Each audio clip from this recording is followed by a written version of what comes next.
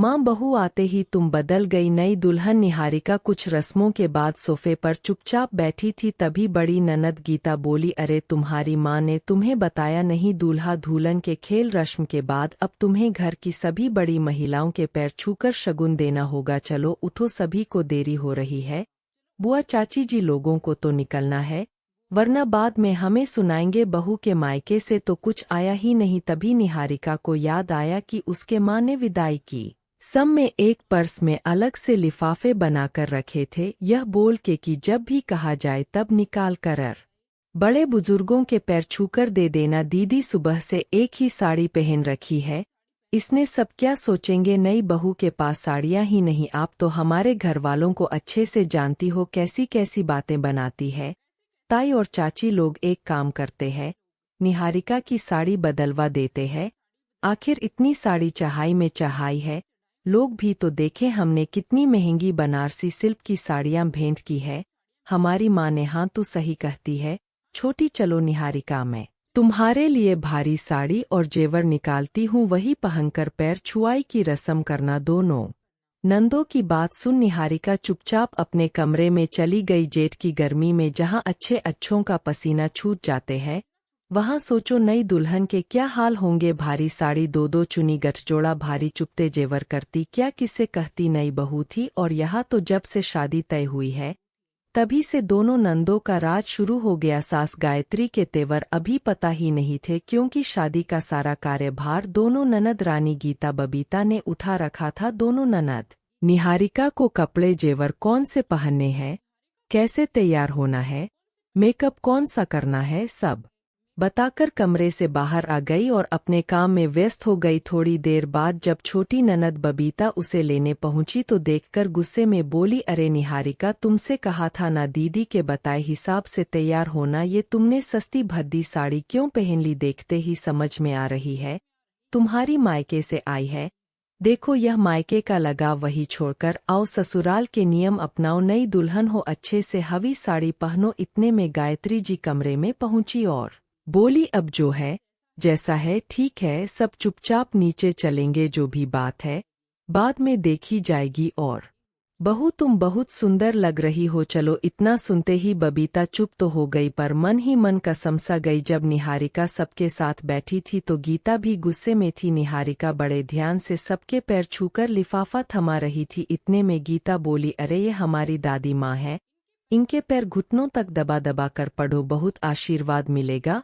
और ये दोनों बुआ भी बहुत बड़ी है, इनके भी पैर अच्छे से दबाओ, यह नहीं कि सिर्फ घुटना टच किया और हो गया। गायत्री जी दोनों बेटियों को देख रही थी, कुछ अलग ही रंग जंग है दोनों के। तभी निहारिका उनके पैर छूती है तो वे झट से उसे गले लगा करती है, आज से मैं तुम्हारी सास से ज्यादा माँ हूँ, किसी बात की चिंता मत करना। उसके बाद उसने गीता दीदी के पैर छुए। बबीता की तरफ बड़ी ही थी कि गायत्री जी बोली, इसकी शादी भले ही तुमसे पहले हुई है, पर यह तुमसे छोटी है, जिसके पैर नहीं गले लगो। और मैं चाहती हूँ गीता भी अपनी भाभी के गले लगे, ताकि प्यार और अपनापन बना रहे। न चाहते हुए भी दोनों ने निहारिका को गले लगा लिया। अगले दिन बहू की पहली रसोई होनी थी। कुछ मेहमान चले गए थे, मगर खास लोग खाना खाने के बाद ही जाने वाले थे। गीता बबीता ने दोनों ने निहारिका को रात को ही खाने का मेनू समझा दिया और कहा, वैसे तो उमा काम वाली तुम्हारी मदद कर देगी, मगर मीठा तुम्हें खुद ही बनाना है। और हाँ, पूजन से पहले चौके में कुछ भी जूठा गंदा नहीं होना चाहिए, ध्यान रखना। हमारी माँ ने हमें बचपन से ही शक्ति से नियमों में रखा है, इसीलिए हम समझा रहे हैं। अगर तुमने रसोई में कुछ भी गड़बड़ की तो बहुत ताक पड़ेगी, इसीलिए सावधान रहना। अपने नंदों की बात सुन निहारिका जैसे बौखला से गई। इतनी शक्ति है भगवान, सोचा था पढ़े लिखे लोगों का घर है, कुछ तो छूट देंगे, मगर यहाँ तो 100 साल पुराने रूढ़िवादी रीति रिवाज आज भी चल रहे हैं। जब से इस घर में आई हूँ नहीं होता, वह नहीं कर सकते हैं। इतने सारे नियम आखिर कैसे घर में मेरी पार पड़ेगी? तो सुमित से कह दूंगी, निभाने दो तुम्हारी माँ और बहन को यह नियम, मुझे लेकर दूसरे शहर बस जाओ, मुझे नहीं रहना ऐसे सिर फिरो के संग। निहारिका सुबह जल्दी उठ गई अपनी पहली रसोई बनाने के लिए, या यूं कहे रात भर उसे नींद ही कहाँ आई थी। जैसे रसोई में पहुंची, साफ सफाई चल रही थी। गायत्री जी बोली, इतनी जल्दी उठ गई? अभी तो 7 बजे है। साफ सफाई करवा रही हूँ। 9 बजे भी खाना बनाना शुरू किया। 12 बजे तक आराम से निपट जाएंगी। वैसे भी यहाँ लंच 1 से 2 के बीच ही किया जाता है। अब वह क्या कहती कि आपकी दोनों महान बेटियों ने जो धमकी दी थी, उसी को सुनकर पूरी रात बेचैन रही और सुबह नींद जल्दी खुल गई। फिर भी बोली, मम्मी जी कोई काम हो तो बता दीजिए, अभी निपटा दूंगी। और मीठे में क्या बनेगा? तुम इतनी चिंता मत करूं, जाओ जाकर अपने कमरे में आराम करूं। थोड़ी देर में चाय भिजवा हूं, उसके बाद जब कहूं तब आ जाना। सांस के बात सुनकर चुपचाप निहारिका अपने कमरे में चली गई। सुबह के 11 बज रहे थे। गीता बबीता ने सोचा चलो अब रसोई का मुआयना किया जाए। दोनों रसोई में पहुंची तो चीख उठी, निहारिका यह क्या क्या कर रही हो? अभी तो भगवान को भोग लगाना है और तुम रसोई के कोने में बैठकर ठोस रही हो। यही सब सिखाया तुम्हारी माँ ने? बाप रे, यह सब माँ ने देख लिया तो पता नहीं क्या होगा। तभी रसोई में गायत्री जी आ जाती है। अरे क्या हो गया तुम दोनों को? बहू से ऐसे बात क्यों कर रही हो? माँ सब कुछ तुम अपनी आंखों से देख लो, फिर हमसे पूछना। अच्छा तुम दोनों चलो यहाँ से, मुझे तुमसे कुछ जरूरी बात करनी है। और निहारी का बेटा, तुम आराम से खाओ और कमरे में जाकर तैयार होकर आओ। हाँ, तुम्हें जो पसंद हो वो साड़ी पहन लेना, गर्मी बहुत है। जो कंफर्टेबल हो वही पहनना। बोल अपनी दोनों बेटियों को अपने कमरे में ले गई। तब गुस्से में बड़ी बेटी गीता चिल्लाई, मेरा हाथ छोड़ो माँ। बहू के आते ही तुम तो बदल गई, देख नहीं रही वो क्या क्या कर रही है? आप बह से डरने लगी। उसकी मर्जी से काम करोगी तो कल को 8-8 आंसू रहोगी। अरे हम तो तुम्हारी मदद ही कर रहे हैं, इस घर के नियम ही समझा रहे कि बह को कैसे रहना है यह बता रहे हैं। और एक तुम हो उल्टा सीधा के जा रही हो। हम दोनों बहनों के लिए तो इतना अनुशासन रखती नहीं, आज खुद का अनुशासन खुद ही भूल गई। देखो तुम्हारी बहू ने चौका झूठा कर दिया, कुछ लिहाज भी नहीं है। हमने तो एक बार आपकी गैर हाजिरी में मैगी बना ली थी, कितना डांट फटकार की थी तुमने। और आज बहू कटोरी में भर भर के खा रही है, उसे रोका भी नहीं जा रहा, उल्टा आप हमें चिल्ला रही है। आप तो दोगली निकली माँ। हमें आपसे यह उम्मीद नहीं थी कि बेटियों के लिए नियम अलग और बहू के लिए नियम अलग रखेंगी। छोटी बेटी गुस्से से बोली, बल्कि लोगों के घर में तो बेटियों को पूरी आज़ादी दी जाती है, मगर आप और आपके कड़े नियम कभी हमें चैन की सांस नहीं लेने देते थे। और आज आप अपनी बहू को इतनी छूट दे रही है, देखकर तो मेरा खून खोल गया। और वह तो भगवान की दया रही, हम दोनों को ही इतनी अच्छी ससुराल मिली। छोटी तो अपने पति के साथ बाहर रहती है, सास ससुर के साथ रहती हूँ, मगर वह मुझे माँ बाप से बढ़कर प्यार देते हैं, हर तरह की आज़ादी दे रखी है।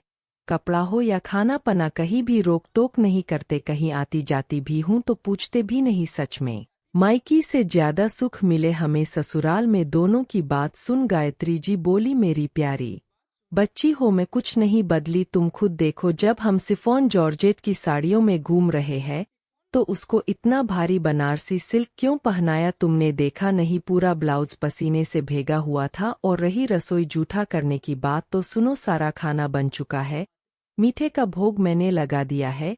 जब मैं पूजा कर रही थी तब उसे चक्कर आ गया मेरे पूछने से। बोली, शादी के रस्मों के कारण 4 दिन से ढंग से खाना नहीं खाया और विदाई के बाद एक निवाला हल्क में नहीं उतारा। बेचारी ने अब एक बात बताओ, जो माँ अपनी बेटियों को भगवान के भोग से भी पहले खाना खिलाती थी, वह आज अपनी बहू को भोग लगाने के बाद खाना नहीं दे सकती। और मेरी लाडलिंग इतने कड़े अनुशासन नियम कायदे में इसलिए रखा ताकि तुम कभी भी अपने ससुराल में यह ना सुनो कि तुम्हारी माँ ने तुम्हें कुछ सिखाया नहीं। मैंने हर तरीके से तुम्हें परफेक्ट बनाने की कोशिश की, और देखो आज तुम दोनों घर ही नहीं बाहर के कामकाज भी कितने अच्छे से संभालते हो। पूरे ससुराल में तुम्हारी वाई वाई होती है। तुम दोनों की सास पूरी शादी में तुम्हारी तारीफ करते नहीं थक रही थी। सास ही क्यों, मैं भी, क्योंकि तुमने अपने भाई की शादी कितने अच्छे से संभाली। मुझे तो पता ही नहीं चला कि कब शादी के कामों की शुरुआत हुई और वो कब आकर खत्म हो गई। मक्खन मलाई से तुमने सारा काम निपटाया। तुम्हारे पापा भी बहुत डरे हुए थे, कैसे होगा क्या होगा, मगर देखो तुम दोनों ने कैसी निपुणता से सब कुछ संभाला, इसमें तो कोई शक नहीं। तुम तो मेरी दोनों बिटियां सर्वगुण संपन्न हो, मगर अब जो तुम दोनों कर रही हो उसके दुर्गा परिणाम घातक साबित हो सकते हैं।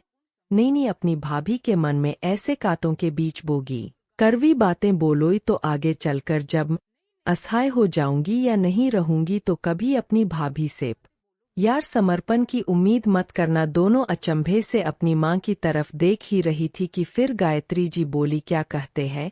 तुम्हारी भाषा में first impression is last impression. आज तुम दोनों ननद इतना भयानक डरावना रूप दिखा रही हो, सोचो कल तुम प्रेम से बात भी करोगी ना तो उसे शक ही होगा कि आप दोनों इतनी अच्छे से बात कर ही नहीं सकती। मैं चाहती हूँ आज तक मेरी 2 बेटियां थी, अब निहारिका को मिलाकर मेरी 3 बेटियां हो जाए। इसकी माँ ने मुझे शुरू में ही बता दिया था, पढ़ाई लिखाई के सिलसिले में हॉस्टल और पीजी में ही रही है, घर के कामकाज में हाथ थोड़ा तंग है।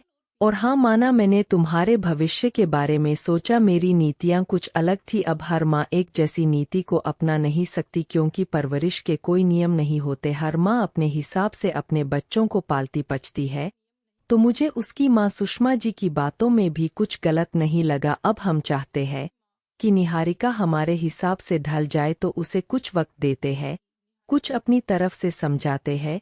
देखना धीरे धीरे वो भी तुम दोनों की तरह निपुण हो जाएगी। मगर अचानक से उसे इतनी उम्मीद करना बात बात पर टोकना झगड़े का कारण बन सकती है, इसीलिए स्वयं से काम लेते हैं।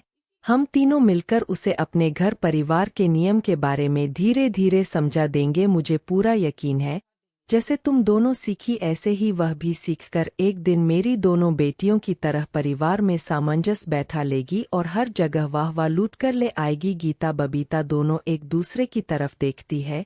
माँ के बाद तो पहले भी सोने की तरह खरी थी, आज भी खरी है। ठीक ही तो कह रही है, हर जगह एक जैसी परवरिश नहीं होती, फिर हमारा भी तो कर्तव्य बनता है घर आए नए सदस्य के साथ प्रेम और शहादत से बात करना, की बात बात पर ताने तंज लेना, छीट कसी करना। दोनों बेटियां एक साथ बोल पड़ी, माँ आपके चरण कहाँ है? आपको साष्टांग प्रणाम करना है।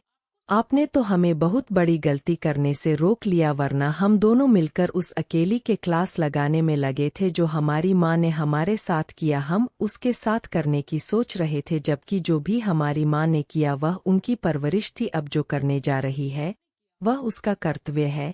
थैंक यू माँ। पूरी जिंदगी हम खुशियों की तलाश करते रहते हैं, जबकि वह तो हमारे सामने होती है, बोलकर दोनों बेटियां गायत्री जी के गले से लिप। अगर आपको वीडियो पसंद आए तो लाइक और सब्सक्राइब करना न भूलें। धन्यवाद।